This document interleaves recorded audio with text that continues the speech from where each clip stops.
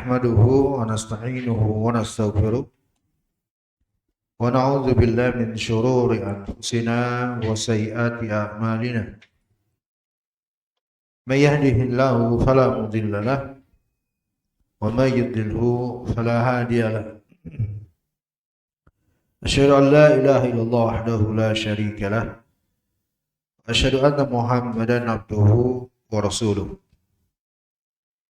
قال الله تعالى يا أيها الذين آمنوا اتقوا الله حق تقاته ولا تموتن إلا وأنتم مسلمون وبعد فيا معشر الإخوان والأخوات kaum muslimin dan muslimat rahimakumullah.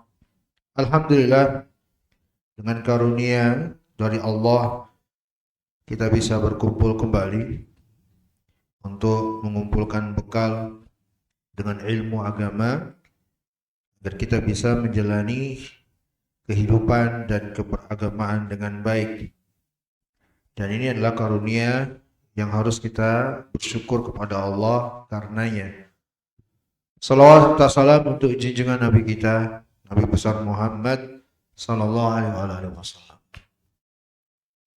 Ya, kita masih membahas kitabun nikah dari Al-Fiqhul Muyassar. Dan untuk pertemuan kali ini kita masuk permasalahan yang keempat dalam pembahasan terkait dengan pernikahan yang diberi judul oleh penulis qala al-mas'alatur rabi'ah al-huquq az-zawjiyah. Permasalahan yang keempat, hak-hak sepasang suami istri. Baik hadirin yang saya hormati dan yang saya muliakan, ini akan kita bahas untuk pertemuan kali ini terkait dengan hak yang dimiliki suami dan juga yang dimiliki oleh istri. Ya, dan hak itu adalah sesuatu yang oleh pihak lain harus memenuhinya. Itu sesuatu yang pihak lain wajib untuk memenuhinya dari pihak-pihak yang terkait dengannya. Itu namanya hak. Ya, dalam masalah ini. Sebagai pendahuluan, teman-teman barakallahu fikum, untuk memotivasi kita agar benar-benar memperhatikan masalah ini yang kita akan pelajari bersama. Ya. Bahwa para ulama menjelaskan al-huququz zawjiyah, pembahasan terkait dengan hak-hak suami istri adalah pembahasan yang banyak sekali menjadi sebab timbulnya permasalahan fil usra, dalam sebuah rumah tangga. Bila tidak dipenuhi dengan sebaik-baiknya. Jadi banyak problematika yang timbul dalam rumah tangga itu penyebabnya karena tidak terpenuhi hak-hak pasangan suami istri dengan baik. Ya. Tidak sepenuhnya dipenuhi. Tidak sepenuhnya dijalankan. Itu penyebab, dari sekian banyak penyebab terjadinya berbagai muskilat atau permasalahan problematika rumah tangga. Kata para ulama, al-hayatu zawjiyah fi nazar al-Islam syirkatun fiha tarfaini, az-zawj wa zawjah. Ala zawj huquq wa wajibat wa ala zawjah huquq wa wajibat. Ya. Kehidupan suami istri dalam pandangan Islam adalah kehidupan yang dibangun oleh dua belah pihak yang disebut dengan istri dan yang disebut dengan suami, atau sebaliknya istri dan suami, yang masing-masing punya hak dan punya kewajiban. Suami punya hak dan kewajiban, istri juga punya hak dan kewajiban.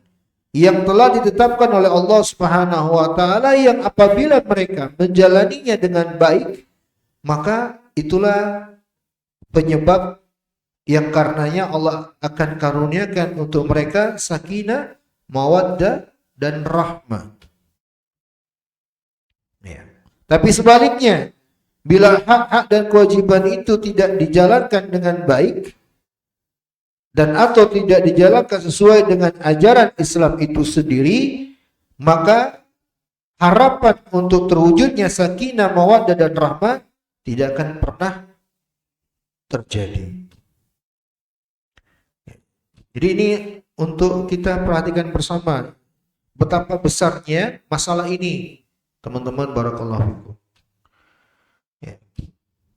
Kalau kita perhatikan berbagai macam problematika rumah tangga, kalau kita cermati, itu karena tidak terpenuhi dengan baik. Ada hak-hak yang tidak dipenuhi dengan optimal, dengan sepenuhnya, dan itu tentunya sangat bergandengan dengan kewajiban yang tidak dijalankan dengan baik. Kewajiban sebagai suami, kewajiban sebagai istri tidak dijalankan dengan baik. Kita akan bahas. Saya singgung aja bahwa salah satu hak suami dan atau hak istri yaitu dipergauli dengan ma'ruf. Nanti akan kita bahas. Di sini saya cuma memberikan pengantar. Dipergauli dengan ma'ruf, dan Syekhul Islam menjelaskan ya, bahwa yang namanya ma'ruf itu adalah yang pertama parameternya syariat. Ya. Ma'ruf yang sesuai dengan syariat, itulah ma'ruf. Ya. Jadi tidaklah mengukur dengan selera masing-masing. Ya. Suami menganggap dirinya telah menjalankan kewajiban, tapi menurut dirinya. Istri telah merasa menjalankan kewajiban, tapi menurut dirinya. Ya nggak cocok ini. Kalau ditimbang dengan syariat ternyata itu belum teranggap. Ya, jadi mari teman-teman barakallahu fikum kita perhatikan pembahasan ini. Ya, untuk kita semuanya. Untuk masa depan rumah tangga kita, anak cucu kita. Ya. Ini yang hadir sudah menikah semua? Ada yang belum? Oh, akrab belum. Ada Haidar. Ada penyusup. Gak apa-apa ya. Untuk bekal ya, Abu Haidar ya? Masya Allah. Hah? Bagi. Kita baca. Qala hafizahullah idza waqa'a aqdun nikahi sahihan tarattaba alaihi katsirun minal huquq bainaz zawjain. Apabila telah berlangsung akad pernikahan yang sahih, yang benar, maka mengandung konsekuensi banyak hal berupa hak-hak antara suami istri. Hak-hak suami istri yang mesti diperhatikan kalau sudah sah sebagai sepasang suami istri. Nah, di sini teman-teman, lagi-lagi ini adalah dalil atau ini adalah perkara yang menunjukkan, perhatikan, dalam Islam pernikahan itu bukan hanya sebatas pelampiasan hawa nafsu. Paham? Dalam Islam pernikahan itu bukan hanya media untuk melampiaskan hawa nafsu. Itu salah besar kalau ada yang menganggap nikah itu untuk sebatas melampiaskan hawa nafsu. Itu adalah anggapan binatang. Waliyadzubillah. Ada pembahasan hak-hak dan kewajiban itu menunjukkan bahwa nikah itu bukan hanya pelampiasan hawa nafsu. Ya. Baik, kita lanjutkan. Kata beliau hafizallah wahiyya, yaitu awal. Nah, di sini penulis akan membahas dan menjelaskan kepada kita dengan 3 kategori. Perhatikan, untuk antum semua memiliki framing yang baik memahami kitab. Jadi penulis akan membagi pembahasan hak ini dengan 3 kategori. Pertama, hak hak para suami. Yang kedua, hak-hak para istri. Yang ketiga, hak-hak yang mustarik. Hak-hak yang kedua belah pihak memilikinya. Bisa dipahami? Nah, sekarang kita dahulukan kata penulis yang pertama hak istri ya. Istri dulu. Qala hafizallah awalan hukukuz zaujah. Hak-hak istri. Ini Masya Allah nih. Didahulukan pembahasan untuk istri. Semoga ini sebagai upaya untuk membuktikan pemuliaan terhadap para wanita. Dengan didahulukan hak mereka. Agar mengikis anggapan bahwa ajaran Islam itu adalah ajaran yang mengintimidasi para wanita. Itu salah besar. Ya. Islam itu rahmatan lil alamin. Ya, sekiranya kita menjalaninya dengan baik tapinya ya. Masalahnya kan kita sebagai umat Islam yang kadang nggak menjalankan agama Islam dengan baik. Sehingga identitas rahmatan lil alamin itu kurang begitu nampak. Baik, yang pertama hak para istri. Nah, silakan para istri di atas menyimak hal ini. Ini hak kalian. Ya, berarti kalau dikatakan hak, mereka boleh menuntut. Namanya hak. Itu milik mereka. Dan konsekuensi yang kedua, para suami wajib memenuhinya. Itu hak. Jadi pahami? Siap para suami mendengarkan? Harus siap, Masya Allah. Bang Udin siap? Siap. Kita baca. Qala hafizahullah lizzauja, bagi seorang istri ala zaujiha, terhadap suaminya hukukun maliyah. Istri punya hak terkait dengan harta benda. Ya, terkait dengan nafkah. Ya, yang mesti dipenuhi. Dan juga hak-hak ma'nawiyah yang tidak ada hubungan dengan harta benda. Ya. Jadi kalau mau diantum garis bawahi, hak istri itu ada dua kategori.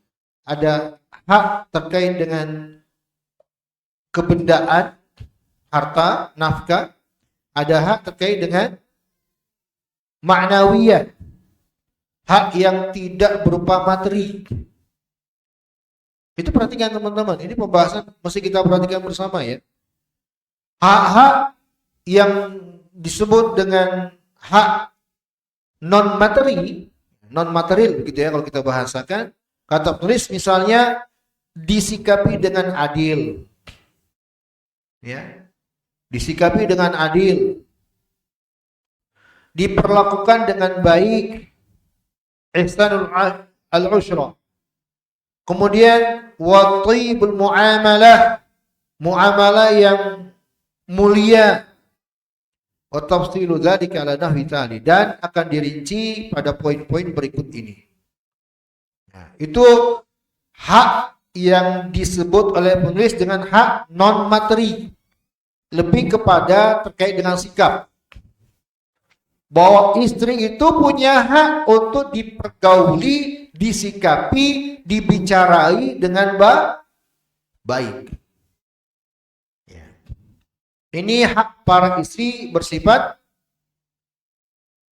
non-materi. Lebih terkait dengan, loh kenapa Haidar pulang? Oh, saya pikir karena pembahasan. Bapaknya nyuruh pulang. Enggak ya? Baik. Kita lanjutkan. Tadi saya bilang apa? Non materi ya. Lebih terkait dengan identik terkait dengan sikap ya. Untuk dipergauli dengan baik. Kata penulis, perinciannya sebagai berikut. 1, al-mahar. Mahar adalah hak seorang istri dari suaminya. Nah, ini berdasarkan firman Allah Subhanahu wa taala, wa atun nisaa sadaqatihinna nihla. Berikanlah mas kawin atau mahar bagi para wanita yang kalian nikahi sebagai pemberian dengan penuh kerelaan. An-Nisa ayat keempat. Ini telah kita bahas, teman-teman. Barakallahu fikum. Kata penulis, wa ghairu dzalika minal adillah allati sabaqa dzikruha. Dan dalil-dalil yang lain telah kita bahas ya sebelumnya. Ya. Maka kalau kita bicara hak istri terkait dengan materi, mahar itu yang pertama kali. Ya. Hak istri pertama kali mahar. Ya. Dan kita tegaskan ya teman-teman bahwa yang namanya mahar itu hak istri, kepemilikannya murni milik siapa? Istri. Tidak ada selain istri yang berserikat dalam kepemilikan mahar. Kebiasaan sebagian daerah kita, keluarga juga ikut andil dalam kepemilikan, itu adalah kekeliruan. Nggak punya hak yang lain. Ya. Para ulama menjelaskan, ya, la yahilu li zawj ayakhud syai'an min mahriha illa bi ridhaha wa tibi nafsiha. Tidak halal bagi seorang suami, apalagi selain suami, untuk mengeksploitasi atau mengambil bagian dari mahar yang telah dimiliki atau yang telah diserahkan kepada istrinya, kecuali kalau memang istrinya yang memberi dengan penuh keridhaan, kerelaan dari dirinya, baru boleh. Ya. Baik, dan ini telah kita bahas ya di pertemuan yang telah lalu. Ini yang pertama, hak istri yang disebut apa? Mahar. Kita telah membahas juga tentang batasannya ya. Gimana? Masih ingat nggak mahar itu banyak atau sedikit? Bang Udin masih ingat pembahasannya mahar itu ajaran Islam gimana? Yang banyak atau yang sedikit?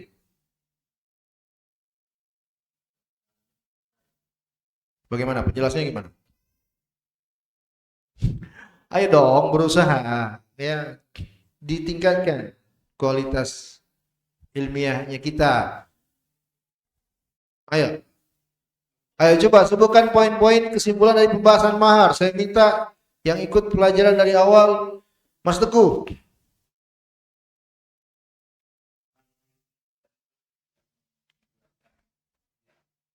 Oke, definisi yang diinginkan dengan mahar itu yang bagaimana? Vicky.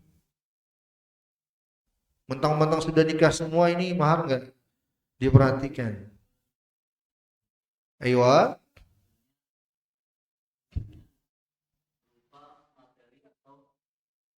Ya, sesuatu yang ada nilainya. Oke. Kalau batasannya banyak sedikitnya gimana Bang Udin pembahasannya? Poin terkait dengan kadar mahar itu. Ya itu sudah definisinya tadi. Batas saya Pak Ahmad bisa bantu? Oke, terus? Oke, terus?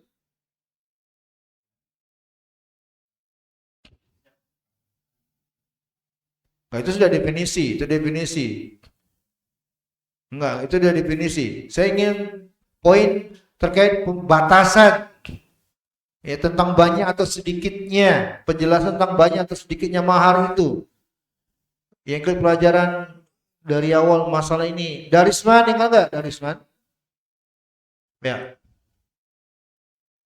Kalian jangan lupakan bahasan mahar. Siapa tahu ada di antara kalian akan apa ya?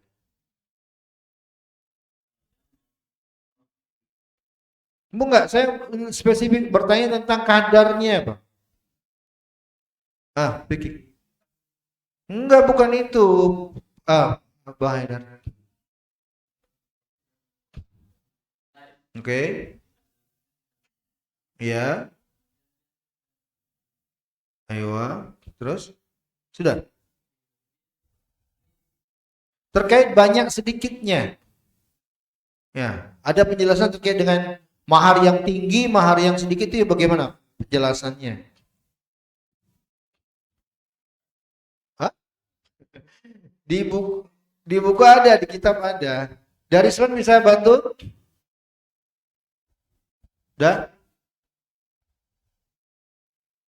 Baik, sudah terlalu lama. Waktunya habis. Jadi, teman-teman barakallahu fikum, saya hampir aja menyebut anak-anak. Jadi anak-anak, bukan anak-anak di sini.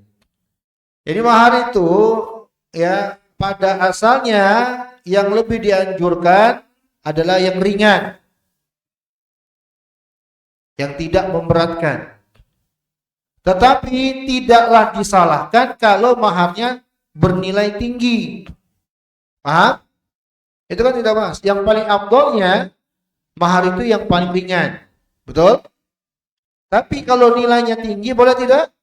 Boleh saja, tidak terlarang. Ada seorang wanita minta sebagai mahar, misalnya nih umroh. Diumrohkan.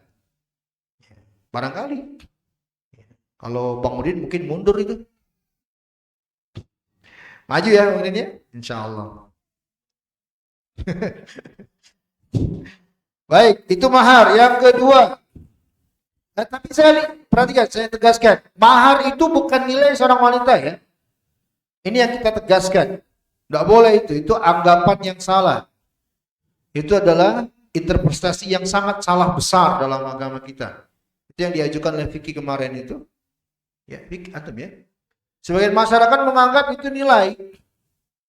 Maka mereka menentukan, keluarga perempuan itu menentukan kadar mahar dengan mempertimbangkan keadaan anak putrinya. Kalau udah S1, wah maharnya jangan yang rendah, harus tinggi nih. Hah? Itu salah, berarti dia menganggap mahar itu apa? Nilai bagi seorang wanita terlalu rendah. Ya seorang muslimah itu dunia isinya gak ada nilainya. Betul? Ya harga diri seorang muslim di sisi Allah itu lebih baik daripada dunia dan isinya. Mau seberapa besar juga maharnya, tidak ada nilainya. Jauh lebih baik. Maka itu adalah anggapan keliru yang sangat keliru. Mahar itu bukan nilai seorang wanita.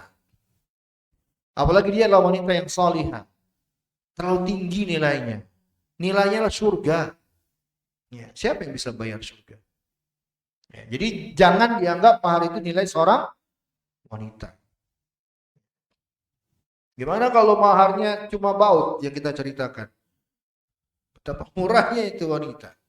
Baik, nomor 2. Hak istri, kata penulis, an-nafaqah wal kiswah wasukna.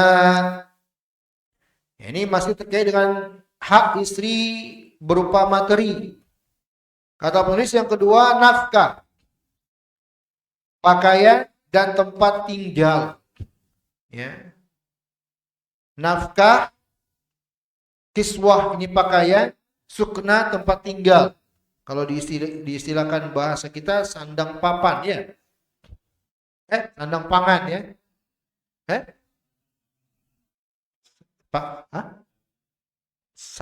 Sandang, pangan, papan. Kandang dong. Pakai papan.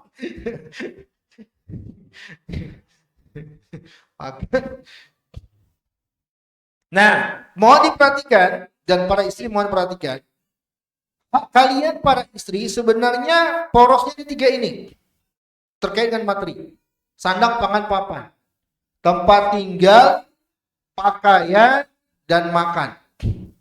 Itu nafkah inti untuk yang dimiliki oleh wanita. Perhatikan ya, akan saya jelaskan, nanti saya tegaskan.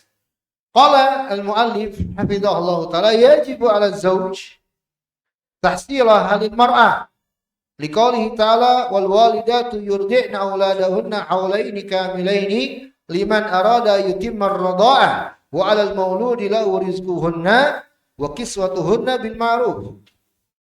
Kata penulis, wajib bagi seorang suami untuk memenuhinya bagi istrinya.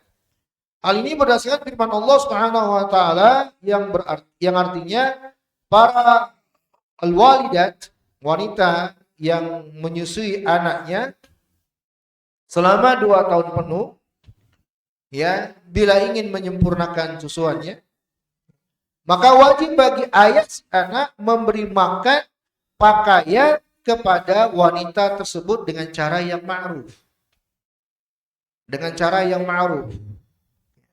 Di sini ada kalimat dengan cara yang ma'ruf. Antum garis bawahi. Bahwa dalam Islam itu bukan cuma ngasih duit terus selesai urusan, enggak. Tapi ada cara ngasih duit yang ma'ruf. Ada caranya, mesti diperhatikan. Kalau seandainya pembahasan cuma ngasih duit, maka tidak ada gunanya kalimat dengan cara yang baru. Paham? Jadi bukan hanya tentang ngasih duit, betul tentang nafkah. Tapi Allah inginkan dengan cara yang baik. Qala hafidhahullah liqaulihi ta'ala, dan juga berdasarkan firman Allah Subhanahu wa taala, ar-rijalu qawwamuna 'ala nisa'i bima faddalallahu ba'dahum 'ala ba'di wa bima anfaqu min amwalihim.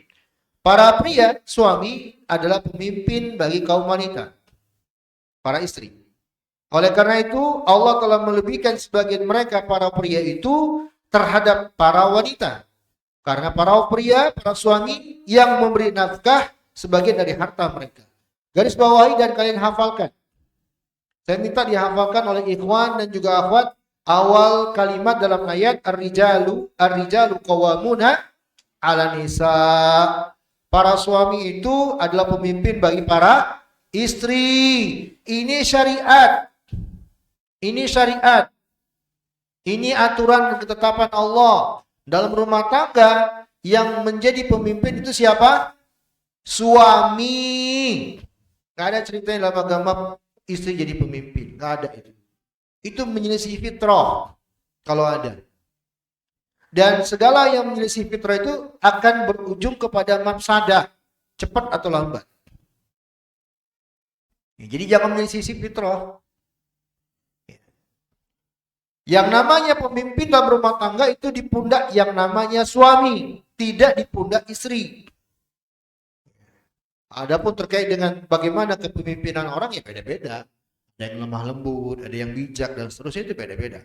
Tapi pun kepemimpinan itu di pundak seorang suami. Maka dari sini saya tekankan hadirin, ikhwan dan akhwat, ya wahai para suami, para istri, kalau ada seorang suami dia ingin menampakkan dirinya nih di dalam rumah tangganya sebagai pemimpin yang ngatur, maka kalian para istri bantu dia untuk terwujudnya keinginan itu. Jangan disalahin. Paham? Mestinya paham pertanyaan ini kepada wanita. Jadi ada wanita, ya sok ngatur lu. Lah, harusnya dibantu. Suami yang dia ingin memperlihatkan dirinya, ingin memimpin, ingin ngatur, memang itu fitrahnya pria. Bisa dipahami? Jangan malah dilawan oleh para wanita. Harusnya dibantu, diwujudkan, dimudahkan. Bagaimana sang suami mewujudkan kepemimpinan itu dengan baik. Jangan dilawan, malah gak mau diatur. Wah, itu tanda-tanda akan terjadi perang bintang. Ya. Perang alat-alat dapur. Ya. Jadi saya ingatkan, ini ayat ya. Ayat ini firman Allah, ketentuan Allah, sunnatullah. Makanya saya ingat pesan guru saya waktu saya belajar. Kalau ada suami yang malah tidak mau menunjukkan dirinya pemimpin di rumah tangga, itu suami nggak benar. Itu ada suami yang nggak benar, nggak punya rasa, nggak punya iman. Ya. Malah eksploitasi oleh istrinya, yang ngatur duit istrinya, yang ngatur malah kebalik ini. Kadang istri yang nyuruh nyuci lah, ngasuh anak lah. Ada tidak? Ada nggak? Ada di sini orangnya. Asian Ahmad bang. Ya. Di lain hal itu teknis dalam kepemimpinan. Kita bicara status pemimpinnya ya. Saya tidak bicara tentang teknis. Kalau masalah bagaimana teknis kepemimpinan itu lain-lain. Itu ada memang caranya, kebijakannya. Kalau masalah teknis, Rasulullah SAW beliau menjahit di rumah, menjahit pakaian sendiri, luar biasanya beliau. Yang kita tekankan di sini status kepemimpinan itu, anggapan pemimpin itu yang harus diperjelas. Paham? Saya tidak bicara tentang teknis ya. Kalau teknis itu lain-lain. Bahwa kalau seorang yang bantu dia ngepel, nyapu, wah itu bagus, luar biasa. Itu kan nggak masalah. Tapi kalau itu adalah bukti bahwa seorang suami tidak dianggap sebagai pemimpin, nah itu baru rusak. Paham ini? Ya, makanya saya ingin tekankan antum, para ikhwan dan akhwat di atas, hafalkan ayat ini. Di surat apa tadi? Anissa berapa? 34. Coba seluruh ikhwan baca 1, 2, 3. Masya Allah, cepat banget hafal yang beginian. Coba syarat la ilaha illallah, lupa semua. Yang begini semangat banget menghafalnya. Allah musta'an. Ya. Jadi poin yang ingin saya tekankan ini ayat ya, hadirin ikhwan dan akhwat. Maka di rumah tangga itu adalah suami yang memimpin. Ya, jadikan pemimpin suami. Maka para istri saya nasihatkan dukung suami kalian untuk memiliki rasa itu, bantu dia, semangati dia, beri masukan dia, beri ide dia. Jangan malah diatur, ya, merendahkan seorang suami. Baik. Kaitan dengan pembahasan kita pada ayat Allah menyebut bahwa laki-laki memberikan nafkah kepada para wanita, istri-istrinya. Qala, kita lanjutkan pembahasan. Wali hadithi Hakim ibni Muawiyah al-Qushairi an-Nabi. Dan juga berdasarkan hadis Hakim bin Muawiyah al-Qushairi dari bapaknya, beliau berkata, qala qultu ya Rasulullah, ma haqqu zawjah? Faqala an tut'imaha idza ta'imta wa an taksuha idza iktasaita.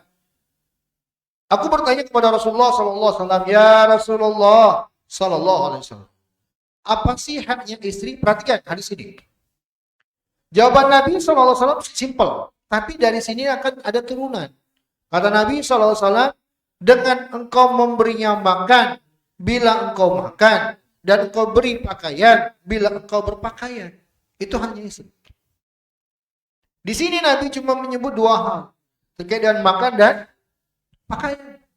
Dan itu pun ketika engkau udah berpakaian, ketika engkau udah makan. Ya, dua mana? Pertama, bahwa hendaknya tetaplah memperhatikan dirinya dulu. Ya, ini dalam Islam hadirin. Dalam Islam itu tidak ada berprinsip jadi seperti lilin. Apa lilin? Prinsipnya apa, filosofinya? Memberikan penerangan di sekitarnya walaupun dirinya terbakar leleh habis. Nggak ada dalam Islam seperti itu. Ya. Dalam Islam harus memperhatikan keadaan kita dulu. Jangan semangat memperhatikan orang lain baik, tapi tidak memperhatikan bagaimana kita menjadi baik. Atamuruna an-nasa bil birri wa tansawna anfusakum. Apa kalian ingin mengajak orang berbuat baik? Kalau kalian melupakan diri kalian. Nah, jadi kalau suami, dia dulu nih, mencari nafkah untuk dirinya dulu. Dia bisa makan, dia bisa berpakaian, baru dia penuhi hak keluarganya. Itulah Allah isyaratkan dalam Al-Quran. Ya ayyuhalladzina amanu, qu anfusakum dulu, anfusakum dulu. Baru setelah itu, wa ahlikum, baru keluarga kalian. Dalam Islam, ya seperti bait-bait syair, bait-bait lagu, hidupku dan matiku untukmu kepada perempuan gitu ya. Dia berkorban segalanya, rela dia yang tidak berpakaian gitu ya. Dia tidak makan demi untuk istrinya, konyol itu namanya. Ya. Baik. Jadi dua yang disebut. Ini bentuk nafkah materi terkait dengan hak istri. Qala wa li hadithi Jabir radhiyallahu anhu fi khutbati Rasulillah sallallahu alaihi wasallam wa fi walahunna alaikum rizquhunna wa kiswatuhunna bil ma'ruf. Dan juga berdasarkan hadis Jabir radhiyallahu anhu bahwa dalam khutbah yang Rasulullah SAW sampaikan di dalam khutbah beliau terdapat kalimat, dan para istri memiliki hak dari kalian dengan memberi nafkah, pakaian untuk mereka dengan cara yang ma'ruf. Baik, ini poin kedua. Hak istri yang bersifat materi. Ya, tiga. Ya. Hak materinya seorang suami itu tiga. Pangan, sandang, papan. Tadi kita singgung seperti itu ya. Pakaian, tempat tinggal, dan makan. Saya tambahkan beberapa catatan. Perhatikan teman-teman. Apa batasan nafkah bagi seorang istri? Ada nggak batasan nafkah bagi seorang istri? Terkait dengan jenis-jenisnya dari 3 hal tadi ya. Jadi kalau disebut hak materinya istri itu 3. Apa yang pertama? Sandang, yang kedua pangan, yang ketiga papan. Nah sekarang yang kita bahas untuk 3 kategori ini ada nggak sih penjelasan batasannya atau jenis-jenisnya atau nilai-nilainya? Para ulama menjelaskan wala yuhaddid syar'u fi nafaqah 'ala al-mar'ah miqdaran muayyanan min ad-darahim aw ghairiha. Syariat tidak memberikan batasan secara spesifik ya, terkait dengan hak istri yang terkait dengan materi, dirham dan yang semisalnya. Bal al-wajib huwa talbiyatu hajatiha bil ma'ruf. Tapi yang pasti adalah kewajiban suami untuk memenuhi hak tersebut dengan baik. Wal hajatu takhtalif min asril lil akhar wa min bai'ah lil ukhra wa min wasl ukhra wa min rajulin lil akhar. Karena kebutuhan itu terhadap 3 masalah tadi, sandang, pangan, papan, itu pada realitanya ada pasti perbedaan antara satu masa ke masa lain, antara satu rumah ke rumah lain, antara wanita satu dengan wanita lain. Betul tidak? Itu pasti beda. Nah, jadi teman-teman, 3 ini kita nggak berbicara, makanya saya nggak membahas rincinya. Terkait dengan pakaian, itu nggak dirinci oleh syariat. Terkait dengan makan, itu nggak dirinci. Terkait dengan rumah juga nggak dirinci. Jadi kembali ke urf.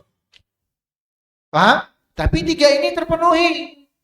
Nggak usah membahas, Ustadz, kebutuhan terkait dengan kebutuhan istri pada pangan atau makannya bagaimana? Nggak ada batasan syariat.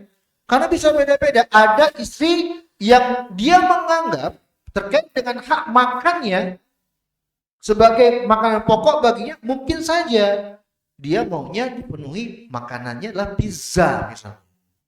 Bisa jadi misalnya. Nah itu kan tidak bisa disamakan dengan istri yang lainnya yang mungkin dia anggap makanan bagi dirinya. Bagi istri yang lain adalah tiwul misalnya. Bisa jadi nggak? Bisa jadi kan? Jadi untuk rinciannya enggak dikembalikan kepada uruf. Kembali ke uruf. Ya. Makanya teman-teman barakallahu fikum, kalau kita bicara kebutuhan orang, itu nggak ada kadar tertentunya. Ya. Ada orang yang menganggap dirinya kendaraan butuh bagi dia, bagi yang lain enggak. Ada orang menganggap jam tangan ini butuh bagi dia, yang lain enggak. Kita nggak bisa mengkritisi dalam masalah itu karena kebutuhan orang beda-beda. Antum jangan kritisi orang terkait dengan apa yang ada pada diri dari harta benda. Ini juga termasuk etika yang harus kita miliki. Ya, mengkritiki orang itu orang beda-beda kebutuhannya.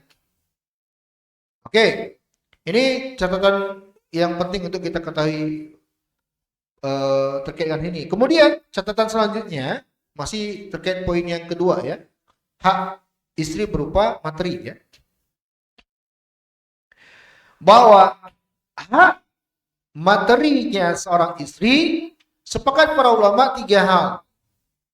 Tetapi ada para ulama yang menambahkan 1 sehingga menjadi 4. Dari 3 tadi apa? Sandang, pangan, papan. Ini bahasa kita ya. Kalau bahasa Arab tadi telah kita sebutkan. Ada para ulama semisal Syekhul Islam Ibnu menambah 1 yaitu obat-obatan. Silakan tambahkan. Itu hak istri. Kenapa? Karena itu adalah upaya untuk menjaga istri agar tidak binasa. Itu hak istri. Ya. Itu hak istri. Maka antum kalau istri membutuhkan obat-obatan, wajib bagi antum memenuhi. Ya, dengan berbagai macam jenisnya ya. Apakah herbal atau medis dan seterusnya itu lain hal, lain cerita. Yang jelas obat-obatan. Sebisa mungkin antum penuhi. Ya. Baik, maka ini sebagai ulama menyebutkan ya dengan ad-dawa wal ilaj, obat-obatan dan pengobatan, ya, alal qauli rajih, menurut pendapat yang lebih tepat dalam masalah ini. Lalu para ulama menyebut, ya, bahwa nafkah materinya seorang istri adalah kalau terkait dengan realisasinya, maka yang wajib bagi suami memenuhinya adalah kebutuhan yang sifatnya primer. Catat, kebutuhan yang sifatnya primer. Makanan yang sifat kadar primernya, pakaian yang sifatnya primer, tempat tinggal yang sifatnya primer, obat-obat yang sifatnya primer, bukan sekunder. Beda primer sekunder, ya? Tahu perbedaannya? Apa Mas Teguh? Utama, betul. Mas sekunder pelengkap. Yang sifatnya sekunder, kata para ulama, ma'adda dzalik minal kamaliyat. Catat dengan baik, ya. Saya menyebutkan ucapan para ulama ini. Ma'adda dzalik minal kamaliyat, selain dari itu yang sekunder sifatnya penyempurna, ya, tambahan. Kal al-jawwal wal komputer wal halwa wal masrub asyari fala yajib madama zauj yaqumu bima aujaba alaihi minan nafaqah. Itu tidaklah diwajibkan. Kebutuhan-kebutuhan yang bersifat sekunder, handphone misalnya, komputer, ya, makanan manis-manisan, ya, termasuk apa namanya, apa tadi? Bukan itu sebutnya apa? Kosmetik, ya, itu sekunder. Itu ini kita bicara secara umum, ya. Kita bicara secara umum. Kalau kita bicara spesifik, orang mungkin ada aja yang menganggap itu kebutuhan pokok, itu lain hal, silakan aja. Kita bicara standar umum, ya, standar umum. Kalau masalah kosmetik, Ibnu Abbas itu luar biasa mengajarkan kita. Ibnu Abbas radhiyallahu ta'ala anhu pernah berkata, aku sangat suka sekali berdandan, memperbaiki penampilanku untuk istriku, sebagaimana aku sangat suka sekali istriku berpenampilan baik untuk diriku. Itu Ibnu Abbas, terjemahanul Quran. Ya, itu Ibnu Abbas suka bersolek di hadapan istrinya dan sangat suka istrinya bersolek untuk beliau. Ya, maka antum kalau ingin menjalankan salaf, ya, bagaimana kehidupan salaf dengan istrinya kayak gini nih. Ya. Belikan istri antum hal-hal yang membuat indah dipandang mata, tapi jangan lupa antum juga bagaimana caranya supaya indah dipandang mata istri antum. Kadang antum cuma nuntut, kadang suami hanya menuntut istrinya bagaimana enak dipandang, tapi dia lupa sikat gigi nggak pernah, pakaian nggak diganti, bau badan nggak dijaga, dan seterusnya. Ini yang ketawa nih mungkin sadar nih. Ya. Itu termasuk kesalahan. Baik. Jadi yang paling penting adalah kebutuhan apa? Primer. Standar primernya itu yang paling penting bagi suami. Ya, maka di sini para istri, wahai ummahat shalihat, ya, hendaknya disadari, ya, kewajiban di pundak suami kalian itu pada yang primer-primer. Yang lebih dari itu jangan terlalu menuntut. Bilang kalau bisa yang penuhi, kalau enggak ya. Usahakan, gitu ya. Udah tahu banget Pak Zam strategi istrinya, kayaknya udah hafal ya. Ya, jadi ini diantara cara berinteraksi suami istri, saling melengkapi, saling memahami.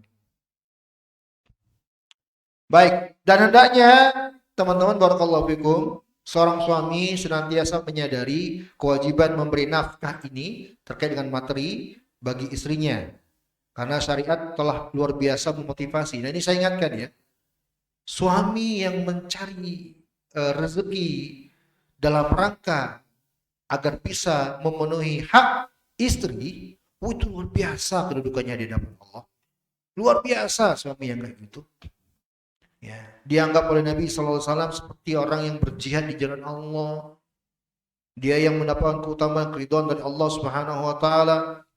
Yang kecilnya saja yang dia dapatkan yang diberikan kepada istrinya itu luar biasa di sisi Allah Subhanahu wa taala. Bahkan Rasulullah motivasi itu, yang makanan yang disuapkan oleh seorang suami dengan tangannya ke mulut istrinya itu memiliki ganjaran yang luar biasa. Jadi ini adalah motivasi untuk para suami agar betul-betul berusaha mencari rezeki untuk bisa memenuhi hak para istri. Para atau istri aja?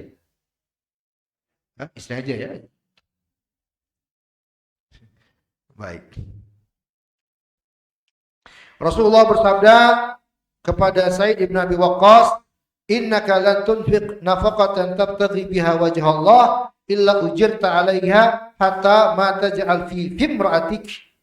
Ya, kata Nabi kepada sahabat Sa'ad bin Abi Waqqas, sesungguhnya tidak ada satu rezeki yang kau beri ya kepada istrimu yang dengannya kau mengharap wajah Allah penuh keikhlasan, artinya harus ikhlas karena Allah. Kata Nabi, melainkan ada pahala yang Allah beri untukmu, ada balasan dari Allah untukmu, sampai kepada seandainya satu suapan makanan yang kau berikan kepada mulut istrimu. Ayo, pernah gak nyuapin istri? Oh, Pak Azam langsung sering berarti. Nah, di sini saya ingin ingatkan teman-teman, barakallahu fikum, orang yang mencari nafkah. Di sini kan Nabi suruh, tidaklah ada rezeki yang kau nafkahkan untuk istrimu dengan mengharapkan wajah Allah. Jadi kalau ada suami ini mencari nafkah karena termotivasi menjalankan perintah Allah, itu keikhlasan. Itu keikhlasan. Saya ingin tegur, ada orang-orang nih yang menganggap tidak ikhlas. Bekerja nyari rezeki. Dianggap itu tidak ikhlas. Saya bilang dengan tegas, Anda salah mendefinisikan ikhlas berarti. Anda ngerti dengan ikhlas berarti. Pertama, kalau terkait dengan vonis orang, ikhlas itu gak ada yang tahu kecuali Allah. Kemudian yang bersangkutan, kita gak bisa mengatakan orang gak ikhlas. Yang kedua, definisi ikhlas itu bagaimana?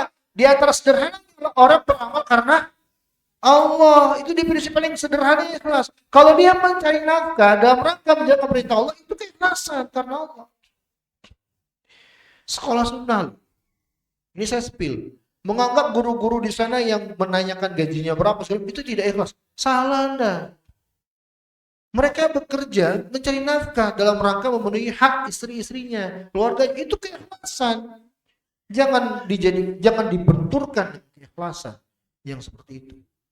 Paham? Ini tidak selamanya teman-teman. Orang mengharapkan imbalan itu tidak ikhlas. Jangan antum langsung katakan seperti itu. Nggak bisa. Ya, pertama kalau terkait memvonis orang kita nggak tahu, bisa. Itu urusan hati. Ikhlas itu amalan hati. Hanya Allah yang tahu. Baik, jadi ini jelas ya. Sekali lagi saya ulangi hadisnya. Kata Nabi, innaka lan tunfiq nafaqatan tabtaghi biha wajh Allah illa ujirta 'alaiha. Tidak ada satu nafkah pun nih yang kau berikan kepada istrimu yang dengannya kau mengharap wajah Allah kecuali Allah akan beri ganjaran karena. Jadi mencari nafkah dalam rangka menjalankan perintah Allah itu ikhlas. Berjuang, teman-teman. Semangat berjuang, Bang Udin.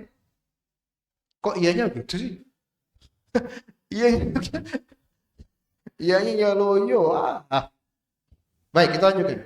Selesai masalah hak istri berupa materi. Ada yang mau tanya? Kalau enggak, kita lanjutkan poin selanjutnya. Kita pindah ke poin ketiga, masih hak istri ya. Perhatikan.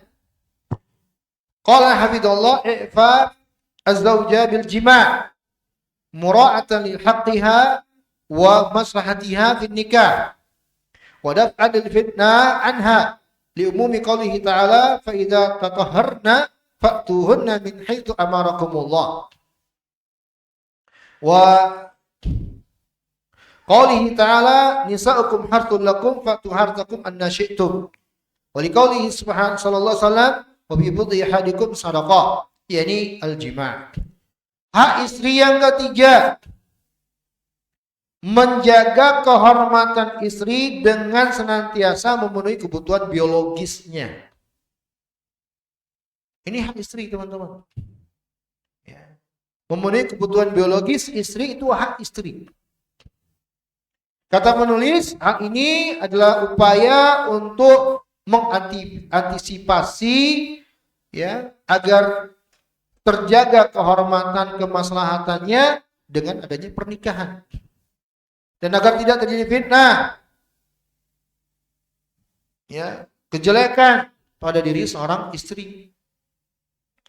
Hal ini berdasarkan keumuman firman Allah Subhanahu wa taala yang artinya apabila mereka telah suci, maka silakan kalian mencampurinya di tempat yang diperintahkan oleh Allah kepada kalian. Al-Baqarah 222. Ya. Ini salah satu ayat dalam Al-Qur'an yang menyinggung masalah jima tapi bahasanya begitu tingginya. Ini faedah untuk antum ya. Al-Qur'an itu tidak pernah menggunakan kata yang kasar. Masalah jima Allah menggunakan kalimat yang begitu tingginya. Kalau di sini Allah ucapkan dengan diksi apa? Ya. Faktuhunna. Datangilah mereka. Itu jima maksudnya. Kalau ayat yang lain, aula mastumun nisa, atau kalian menyentuh istri kalian, menyentuh. Ya. Itulah salah tafsir orang-orang Syafi'iyah menganggap menyentuh wanita itu pembatal wudu.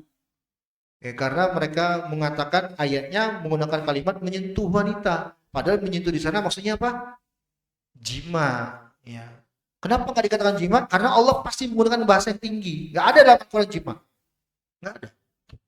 Ya, itu ketinggian Al-Quran. Baik, kemudian ayat yang kedua kata penulis juga berdasarkan firman Allah yang artinya istri-istri kalian itu adalah ladang bagi kalian. Maka datangilah ladang kalian itu dengan cara yang kalian sukai. Ya, Al-Baqarah 223. Baik, ada penjelasan terkait ayat ini ya secara khusus terkait dengan masalah kebutuhan biologis tersebut.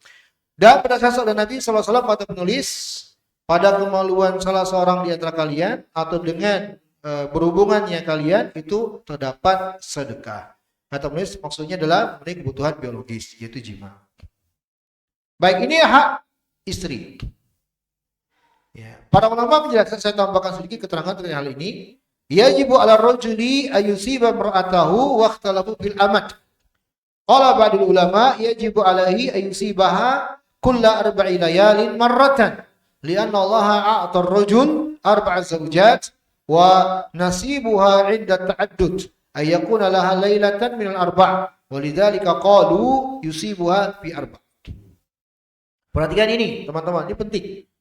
Ya, dan ini akan kita jadikan sebagai niatan. Antum nanti realisasikan, amalkan dan jadikan landasannya karena syariat, karena ada perintah Allah, karena ada penjelasan syariat. Itu ikhlas, berkah rumah tangga antum. Dalam masalah ini, misalnya. Jadi para ulama menjelaskan, silakan tambahkan catatan. Kewajiban seorang suami memenuhi kebutuhan biologis istri itu wajibnya sekali dalam 4 hari. Itu wajibnya, kadar wajibnya. Suami wajib memenuhi kebutuhan itu sekali dalam 4 hari. Itu kadar wajibnya ya. Boleh kan lebih? Saya tanya, boleh kan lebih? Boleh kan lebih? Boleh tentunya ya. Jawabannya sambil ketawa semua ini. Boleh, tapi kita bicara wajibnya. Kadar wajibnya sekali dalam 4 hari. Kenapa? Kata para ulama, ya, karena memperhitungkan kebolehan bagi seorang suami menikahi 4 wanita. Sehingga ketika ada yang melakukan hal tersebut, tentunya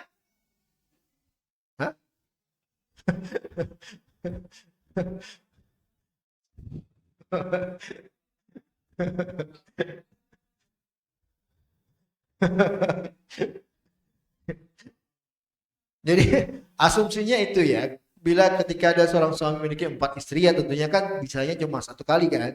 4 itu kan harus satu-satu. Maka itulah kadar wajibnya. Adapun lebihnya, kata para ulama, itu tergantung kemampuan berbeda-beda. Ya, tergantung nasyat seorang rijal, kemampuan seorang pria. Ya, terserah, tidak masalah mau lebih dari itu, ya terserah suka-suka sebatas kemampuannya dan kemaslahatan masing-masing pihak. Tapi kita bicara hukum wajibnya. Wajib memenuhi hak istri dalam masalah ini berapa tadi? Kok 4 kali? Kalinya 4 bahkan. Yang banyak kalinya. Satu kali dalam 4 hari, teman-teman. Ini yang banyak nih, yang didahulukan. Allah musta'an. Karena sudah terdengar azan Isya, saya cukupkan pembahasan di sini dan masih ada pembahasan lainnya. Dan saya juga telah siapkan materi terkait dengan hal ini berupa tambahan untuk kita semua perhatikan dan ketahui bersama. Tapi karena waktu membatasi, saya akan tunda penyampaiannya di pertemuan akan datang, insyaallah taala. Untuk kali ini kita cukupkan sampai di sini. Sebelum saya tutup, barangkali ada yang mau bertanya, tafadhol. Ya, oke. Okay.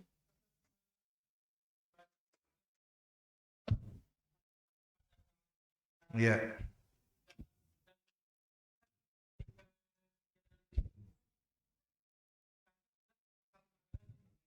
ya,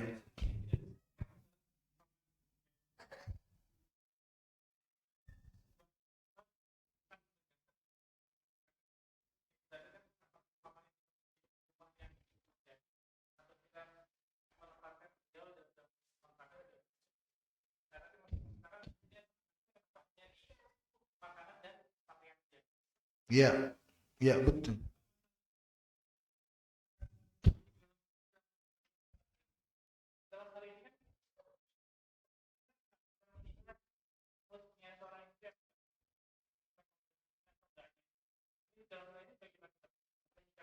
Baik. Yang pertama memang kalau kita perhatikan dalil, tidak ada dalil dalam ayat atau hadis yang ada di buku ya, yang ada di buku yang kita bahas penyebutan tempat tinggal ya, maskan. Tapi para ulama menyebut itu salah satu kebutuhan yang mesti dipenuhi, maskan. Kalau di awal judul kan disebut itu, ya kan? An-nafaqah wal kiswah was sukna basarah. Kalau terjemah apa? Nomor dua kalimat pertamanya apa? Nah itu kan tempat tinggal kan? Pak Prabowo menyebutkan tempat tinggal itu termasuk. Tapi kenapa dalil tidak menyebut itu? Karena memang tempat tinggal itu tidak sama dengan kebutuhan berupa makan dan pakaian yang lebih darurat. Ya, lebih darurat. Makanya kalau ayat hadis lebih kepada menyinggung pakaian dan makan. Itu lebih darurat. Nggak ada namanya makanan atau pakaian yang bisa dalam waktu yang lama numpang dan seterusnya. Nggak. Kalau tempat tinggal kan bisa. Jadi bukan berarti terkait dengan pangan itu papan itu bukan kebutuhan pokok, enggak. Tapi kedaruratannya lebih besar kepada makan dan pakaian. Ya, kebutuhan pokok termasuk. Ya. Kenapa dia tidak menyinggung? Karena yang lebih prioritas itu makan dan pertanyaan kedua itu terkait teknis. Itu tinggal dibicarakan ke beberapa pihak. Nanti akan disinggung ya di kategori hak yang ketiga. Itu hak yang sifatnya musytarikah. Ya, itu adanya komunikasi yang baik. Ya, semua ini yang kita bahas kali ini teman-teman itu kan butuh dikomunikasikan. Kayak tadi masalah nafkah, itu kan butuh komunikasi. Ya nggak bisa langsung suami seenaknya aja. Ini kan kewajiban saya sudah kamu nggak usah banyak tanya. Nggak bisa seperti itu. Tadi sudah disinggung ya ayatnya Allah menyebut dengan ma'ruf. Ya, maka begitu juga kebutuhan istri itu butuh dikomunikasikan. Ya, bagaimana enaknya, bagaimana bagusnya itu dengan komunikasi. Allah. Ada lagi? Masa? Libur nih. Antum hadir.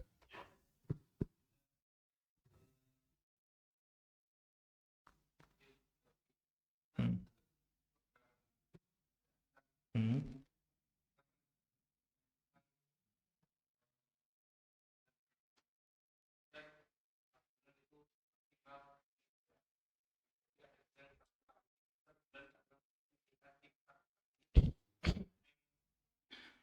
Istri. Apanya? Untuk apanya ini? Untuk memenuhi kebutuhan ini. Sebulan sekali.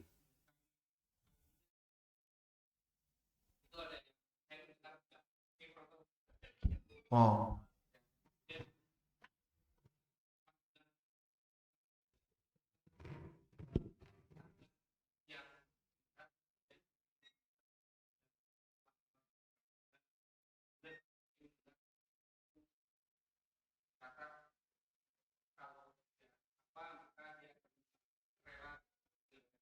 Oh,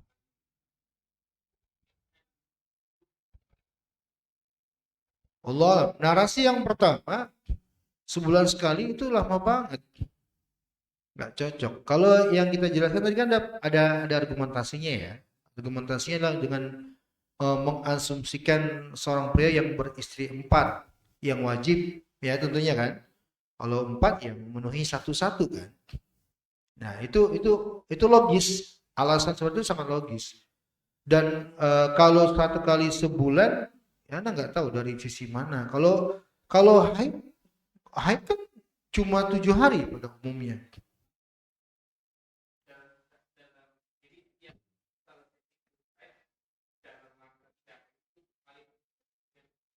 Iya, iya, betul. Kan dalam masa tidak haidnya paling tidak 1 kali kan begitu kan? Iya, haid itu kan cuma 7 hari. Ya, alangkah banyaknya tidaknya gitu loh. Hah? Ya kita memang bicara minimal ini. Kita 1 kali dalam 4 hari juga bicara minimal. Kewajiban itu minimal. Sama kayak pembahasannya zikir sujud, zikir ruku itu wajibnya 1 kali. Itu bicara minimal, Pak Zam. Ya, sama seperti kita bicara minimal. 1 kali dalam 4 hari itu bicara minimal. Lebih dari itu silakan terserah suka-suka. Kalau disarankan ke sahabat, saya mohon dipastikan dalilnya. Saya nggak tahu ini keterbatasan saya. Karena kalau yang saya tahu malah sebaliknya. Semangat sahabat itu lebih semangat daripada kita dalam masalah ini. Ada di antara mereka Ibnu Umar, saya sebut namanya, dalam Ibnu Majah. Itu berbuka puasanya dengan mendatangi istri. Mau tuh? Katanya ikut sahabat.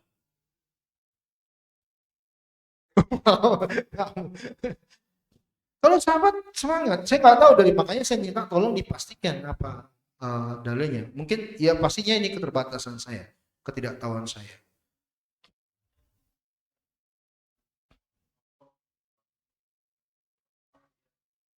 Jihad.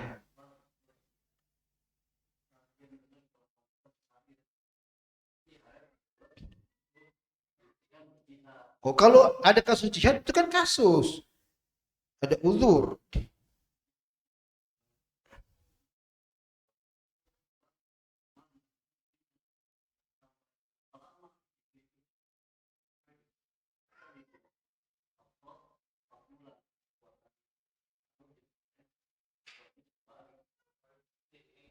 Ya, mungkin tuh kalau kalau mau kita kaitkan dengan hukum itu terkait dengan uzur, kasus gitu loh. Ada bukan hukum asal berarti. Ya, bukan hukum asal. Kita bukan bicara adanya kasus kayak gitu kan mereka yang keluar. Kalau makanya dulu sempat para sahabat itu dihalalkan nikah mut'ah.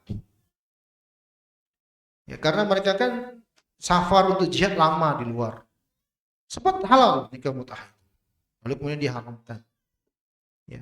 Karena memang eh, mungkin ya kalau kita melihat secara apa ya, secara kebiasaannya orang Arab memang secara umum lebih tinggi dalam masalah ini. Ya.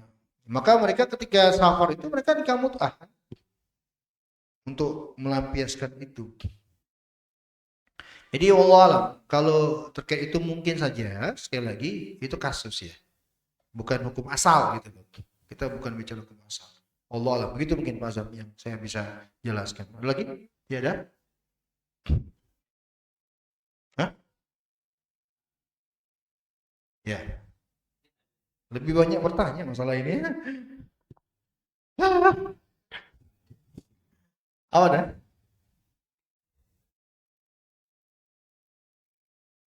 Mm-mm. Alasannya?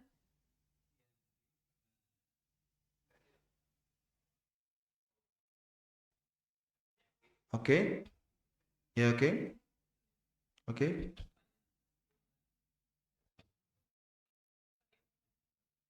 Kan kita udah jelaskan. Teman-teman masih ingat nggak? Kalau ada pria kayak gini, bagaimana hukum nikahnya? Masih ingat nggak? Hah? Nggak sah lah. Nggak sah. Nggak boleh nikah yang seperti ini. Iya, nggak boleh. Kita udah bahas loh di awal kita bernikah. Karena di antara persyaratan nikah itu adalah ba'lah. Rasulullah SAW bersabda, ya ma'syarus syabab man istata'a minkumul ba'a falyatazawwaj. Wahai para pemuda, kalau kalian udah punya ba'ah, maka menikahlah. Ba'ah apa? Dua hal. Kebutuhan nafkah, kebutuhan batin. Nah, di sini kebutuhan apa? Kebutuhan biologis. Kalau tidak punya kemampuan untuk ini, memenuhi kebutuhan ini, apakah kebutuhan nafkah atau kebutuhan biologis, maka dia nggak boleh menikah.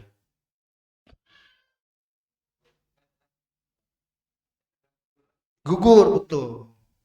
Mesti kalau bisa ditempuh, tempuh dulu pengobatan. Ya, gitu.